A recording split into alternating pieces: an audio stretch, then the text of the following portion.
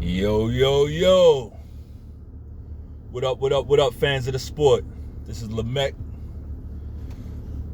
and I'm here on Selah Sports TV.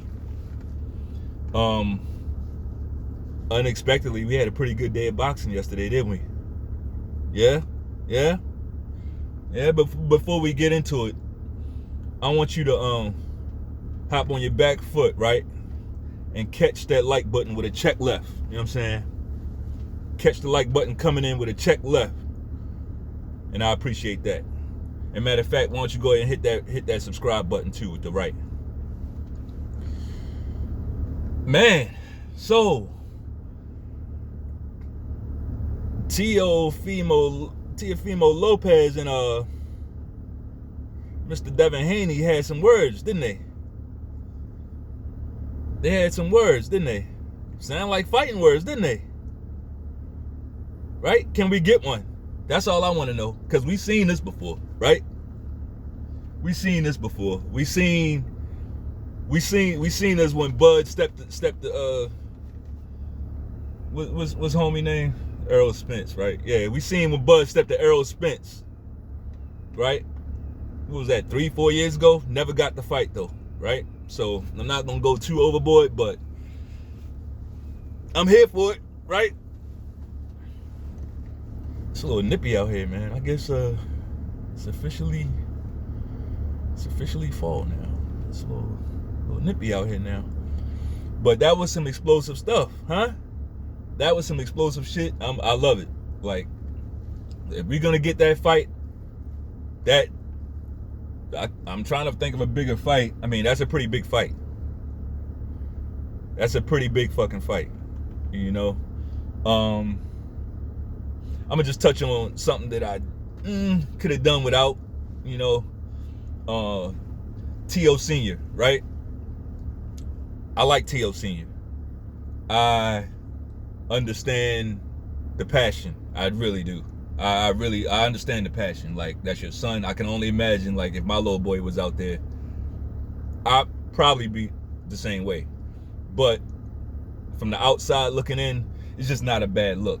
You know, when he's talking business to a promoter, and your dad comes out, he's a pussy. Like, I don't think that's not a good look, right? But you know, I guess he gets away with it because Eddie Hearn is just that type of guy. He's, you know, Eddie Hearn is not the type of guy that's gonna melt down because you are upset at him. You know, Eddie Hearn, you gotta love Eddie Hearn, man. You know, you would never see T.O. Senior screaming at Bob Arum, he's a pussy. He would never do that to him. Get him the fuck out of here. Get him out of here. Right? Like, I don't like that. You know, when you know a guy is kind of mild mannered, I don't think you should approach him that way, especially when he's the one promoter trying to give us the fights we want to see, right? But before I get into that, young Teo, I like TEOFIMO LOPEZ. I always have. His style is like, I love his style of fighting. I love it. He's a slick counter puncher, but not so slick. He will go in there for the kill. Good power, good speed. He's athletic, strong, solid defense. You know, I would say he's solid on defense. He's just I like him as a fighter. I don't see too many weaknesses, right? But I don't know, we just been hearing different things from young Teo. Now, the first things first, he has to get past Mr. Cambosos. And, you know, hopefully he'll do that. Like, he's been out for a year. I really don't care if he gets the knockout or not. Just come out of there with a win against this guy. right? Let's get this out of this. This thing's been going too long. This fight was supposed to happen a long time ago. Triller kind of fucked it up, and we're still waiting for that fight. So let's get Kambosos out of the way. Let's give him his payday, right? Let's give him his payday and get him the fuck out of the way. But we've been hearing different things from T.O. now. I thought that he wanted to go up there for Josh Taylor, right? I thought he wanted to go up there for Josh Taylor. Maybe he does. Maybe he does want to do that. But I just don't see him, like, I don't see it being both. Like, is it going to be Josh Taylor or is it going to be Devin Haney? I think he has unfinished business at 135 to properly clean that division out. He's going to have to get that real WBC belt from Devin Haney.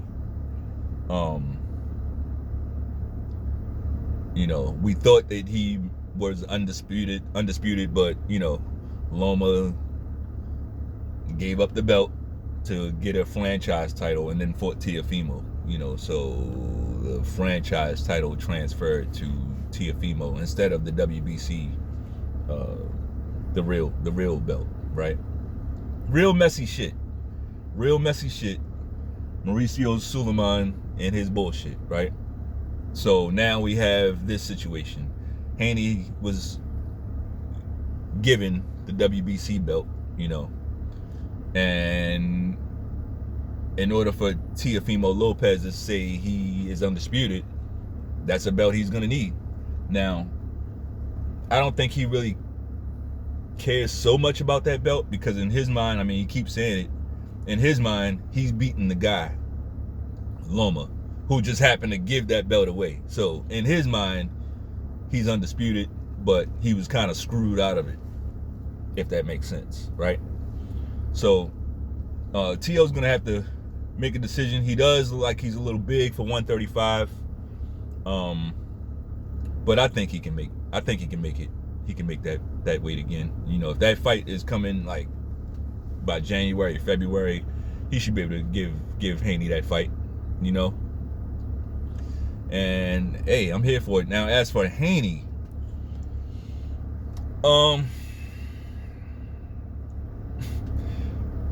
I just don't see what everyone else sees. Phenomenal speed, hand speed, foot speed is excellent. I would give him the foot speed advantage over Teofimo Lopez.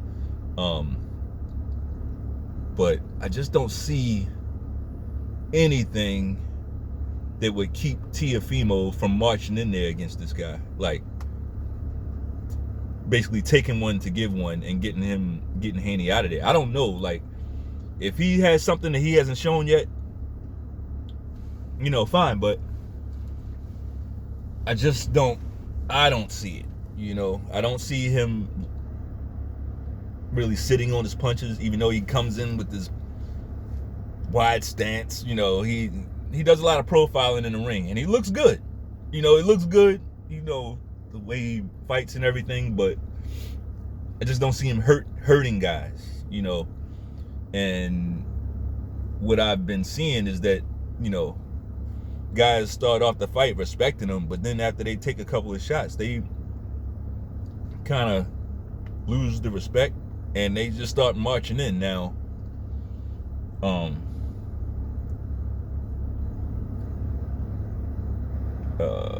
now we talking about Teofimo Lopez. He hits harder than anybody that Haney has fought, and he's a higher boxing IQ than anybody that Haney has fought.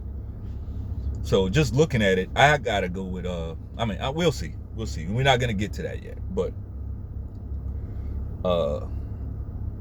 we have some fights ahead of us. Now, we're either gonna get Teofimo Lopez versus Haney, or we're gonna get Teofimo Lopez versus Josh Taylor. Obviously, Teofimo going up against Josh Taylor would be the more challenging fight, in my opinion. I mean, in my opinion, that's a much challenging fight. Much more challenging fight. We remember the last time Teo fought a, you know, kind of a taller guy. he didn't really like it very much. He fought Nakatani, and he won, but he kind of struggled with that guy. And Nakatani was kind of controlling him with the jab, right? Controlling him with the jab from distance. He was, and TEOFIMO had to work around that. So, yeah, on the surface you'll see that Taylor is a taller guy. He's a big guy at 140. He's not a small guy at 140. He's, pretty big for that weight. Maybe a weight bully, maybe, I don't know, but he doesn't. Maybe not. He doesn't seem to be struggling to make the weight. He's just a bigger guy at that weight. But the thing about Josh Taylor is he doesn't really fight like a tall guy. He doesn't use his jab that way to control and keep guys out. And it's like he wants to be in there with you. He wants to slug it out on the inside, mid-range, maybe, and inside. He likes to do a lot of shoe shining on the inside, and he can punch. He can punch in there, and Taylor will get dirty with you. You have to fight every second of that fight, or he'll take advantage. The second you let your guard down, you'll go down, because he'll throw something. And I like that. I mean, he leaves it up to the referee to referee the fight. It's a fight. And Taylor, being in there with Taylor, you're going to fight him. You will fight him. Regis Prograis, and I picked Regis to win that fight, and if they fought again, I don't know, I'll probably go that way. I'll probably pick Regis again.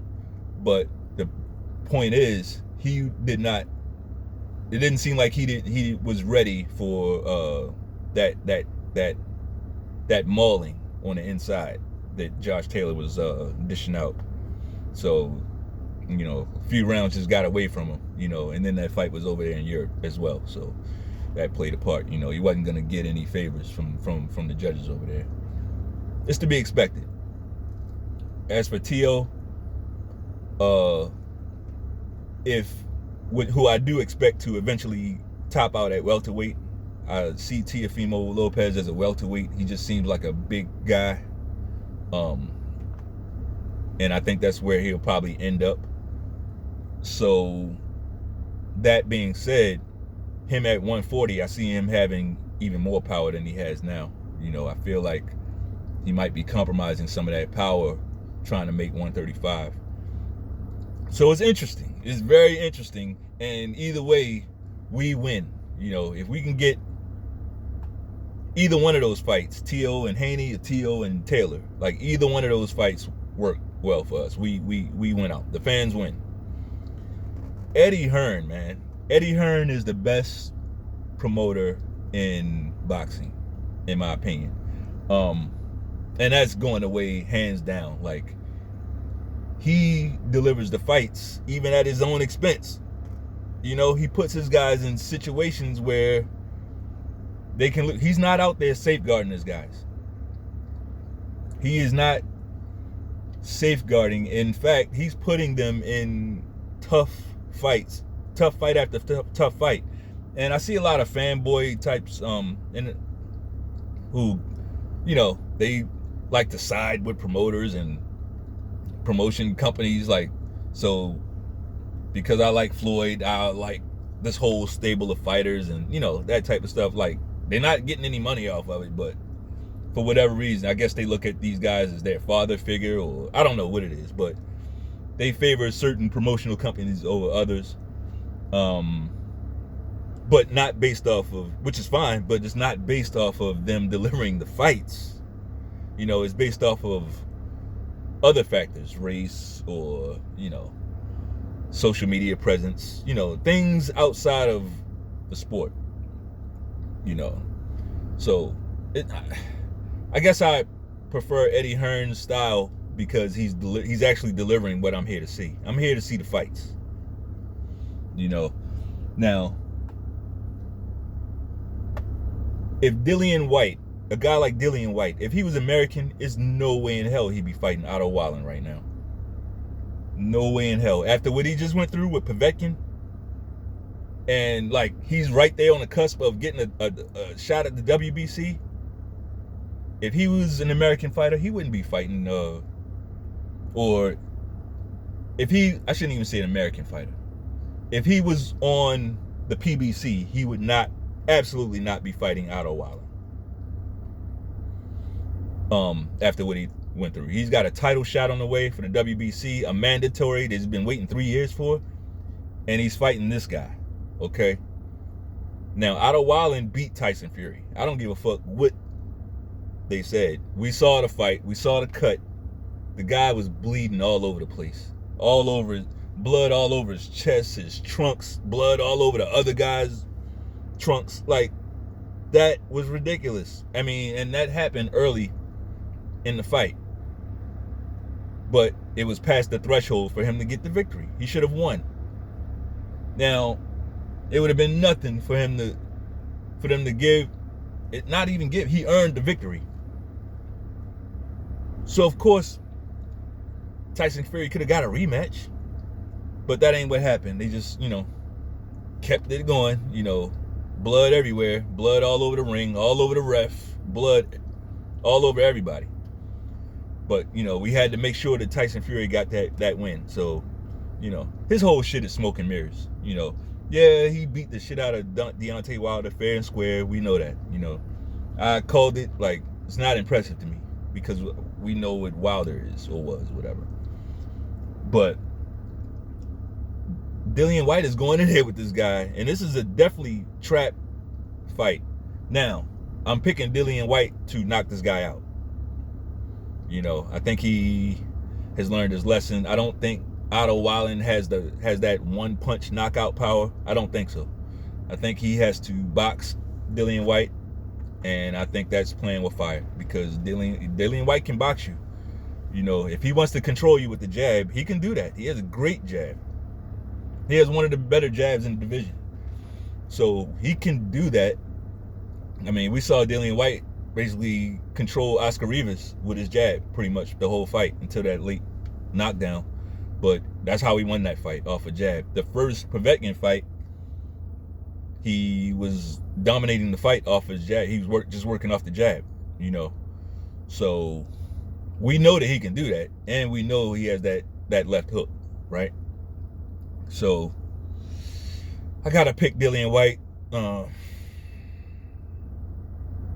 to win that fight. With question, guys who kind of say, "Oh, Eddie Hearn, he's a shit promoter and he's not that good." Like, would you rather him safeguard his fighters? Would you rather him keep them out of fights? Would you rather him treat Anthony Joshua like, say, Tank Davis is being treated? I'm from Baltimore, okay? There's no way you can watch Tank Davis and not be entertained by his fighting. We just want to see him fight somebody. We just want to see him fight somebody. Like, he is that good. So why, like, somebody doesn't believe in him. Either he doesn't believe in himself or his team doesn't believe in him. But either way, he is being safeguarded. Like, so would that make Eddie Hearn a better promoter in your eyes if he was treated that way? If he treated his fighters that had something to lose like that? Or is it better to, like, this is fucking boxing. Like, is it better to see who's the best and let's settle the shit in the ring, right? I don't like the safeguarding stuff. I don't like it. That's not what we're here for. See, that's for fanboys who just want to see, it's like you identify with this guy, this fighter, so you don't care who he fights. You just want to see, it's all about him against anybody, right? I want to see good matchups. I want to see the fights just like we used to see, back in the day. So that's where I kind of stand on that. Mikey Garcia, man, what the fuck was he doing? I guess little fat Mikey thought he was just gonna it seemed like he thought he was gonna big time this guy. I'm in my home, I'm in my home city or wherever the fuck, you know. Yeah, I think he was in his hometown, and, you know, he thought he was just going to big time this guy. And, you know, the guy was just going to come lay down for him. And that's not what happened, did it? Mikey looked like shit. Mikey looked like absolute shit in the ring yesterday. I mean, he's sitting there tight. He's loading up on everything. The guy was on the ropes several times, and he couldn't take advantage. He was missing. He was getting caught coming in while the guy was on the ropes. That was a good, what's his name? The guy's name escapes me. He's the Spaniard, though. He fought a great fight. His timing was excellent. You know, he timed Mikey perfectly. But I'm glad it happened, because Mikey has been overrated for a long time. He's been overrated for a long time. Now, at lightweight, Mikey was the man. He was down there as a weight bully, hurting guys. I get it. Mikey, the lightweight, yes. Anywhere else, the guy is average. Okay? He's not fast. I mean, he has some power. He's got some power. He's got some counter ability, but athletically, he's just kind of average, you know? And as you go up in weight, you have to kind of get better, you know? But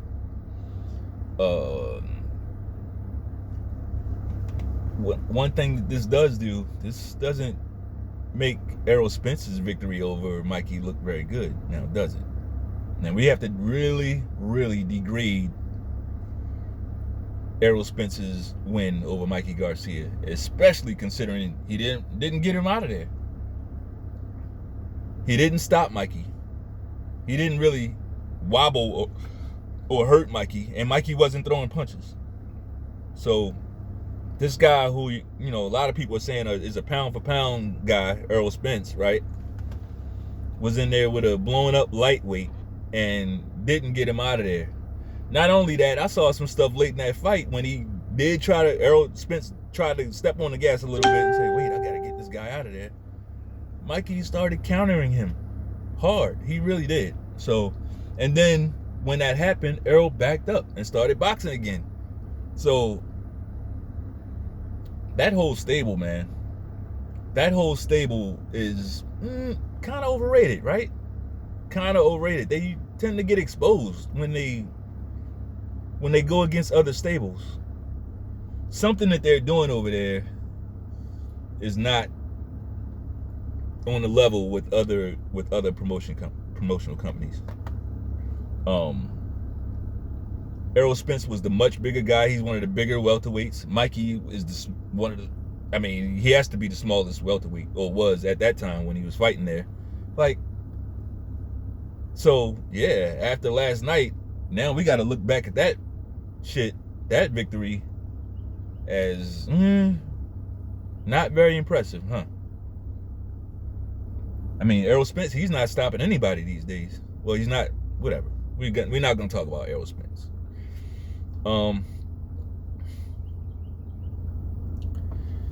So Mikey got exposed, and I'm here for it. I'm going to tell you somebody who might be a little pissed off with themselves. Manny Pacquiao. I think he feel a lot better about himself if he'd have taken that Mikey Garcia fight instead of Dennis Ugas. I think he could have went out on top. He'd have knocked Mikey out, right? He'd have knocked Mikey out and retired. And I think that would have been a lot better for him. He didn't do that. He fought Ugas. You know, the Cuban fighter, Cuban style of fighting. Like, I don't know what he was thinking. And then he took that fight short notice. Like, I don't think that was a very smart decision. I don't know what they had on Manny, like, to make him do something like that. Like, but that wasn't a good decision. And after watching that fight, he has to be kicking himself. Like, oh, I should have fought this guy. You know, should have fought this guy. Could have. could have went out on top, right? So, yeah, man. I mean, yesterday we kind of learned that timing beats speed, timing beats power every single time. If your timing is good, your timing and your spacing has a lot to do with the timing, but timing will beat everything every single time, because that has to do with how you're thinking during the fight, you know.